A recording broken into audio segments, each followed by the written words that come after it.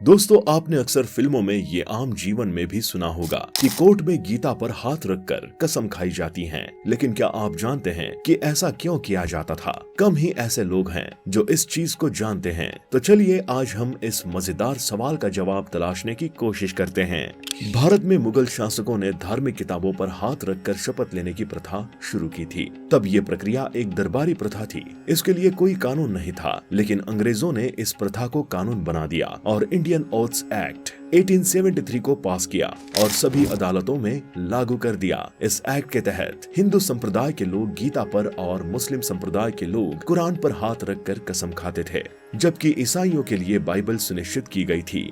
दरअसल गीता को हिंदू धर्म में एक ऐसा ग्रंथ माना गया है जिसमें जीवन के लिए मार्गदर्शन उपलब्ध कराया गया है। सिर्फ हिंदू धर्म के लोगों को ही गीता पर हाथ रखकर कोर्ट में शपथ दिलाई जाती है, क्योंकि वो हिंदू है, हिंदू धर्म का पालन करता है, उसका हिंदू धर्म में विश्वास है और हिंदू धर्म में गीता सर्वश्रेष्ठ और पवित्र ग्रंथ माना जाता है। इसलिए अगर सच्चा हिंदू व्यक्ति को कोर्ट में गवाही देनी है तो वो गीता पर हाथ रखकर झूठ नहीं बोल सकता। उसे गीता के सामने सच बोलना ही पड़ता है। ऐसा विश्वास है किसी व्यक्ति की जिस धर्म में आस्था है, जिस धर्म का वो अनुपालन करता है, जिस धर्म को वो मानता है, उसे उसी धर्म के धर्म ग्रंथों की कोर्ट में शपथ जाती है। ऐसा माना जाता है कि धर्म ग्रंथों के सामने अगर कोई व्यक्ति झूठ बोलता है तो वो धर्म भ्रष्ट हो जाता है, धर्म में उसे कोई जगह नहीं रहती। अगर गवाह व्यक्ति क्रिश्चियन है तो उसे क्रिश्चियन धर्म की पवित्र ग्रंथ बाइबल की शपथ दिलाई जाती है। अगर गवाह इस्लाम को मानने वाले हैं तो उसे इस्लाम धर्म का पवित्र धर्म ग्रंथ कुरान की शपथ दिलाई जाती है, ताकि वो झूठ ना बोले।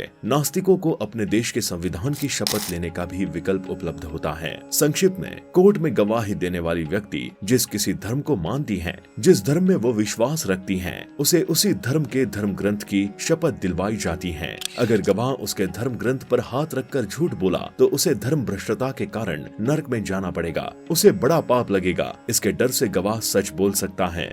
दोस्तों, आजादी के बाद भी कसम खाने की ये प्रथा जारी रही, लेकिन 1969 में किताब पर हाथ रखकर कसम खाने की ये प्रथा समाप्त हो गई। जब लॉ कमीशन ने अपनी 28वीं रिपोर्ट सौंपी तो देश में भारतीय ओथ अधिनियम 1873 में सुधार का सुझाव दिया गया और इसके जगह पर ओथ्स एक्ट 1969 को पास किया गया। इस एक्ट के तहत पूरे देश में एक समान शपथ कानून को लागू किया गया। प्रथा के स्वरूप में बदलाव किया गया। इस कानून के पास होने से भारत की अदालतों में शपथ लेने की प्रथा के स्वरूप में बदलाव किया गया है और अब शपथ सिर्फ एक सर्वशक्तिमान भगवान के नाम पर दिलाई जाती है। अर्थात अब शपथ को सेक्युलर बना दिया गया है। हिंदू, मुस्लिम, सिख, पारसी और ईसाई के लिए अब अलग अलग किताबों और शपथों को बंद कर दिया गया है। तो दोस्तों, इस तरह पहले कोर्ट में गीता पर हाथ रखकर शपथ लेनी पड़ती थी, लेकिन अब वो प्रथा भी बंद हो गई है और नया कानून बनाया गया है।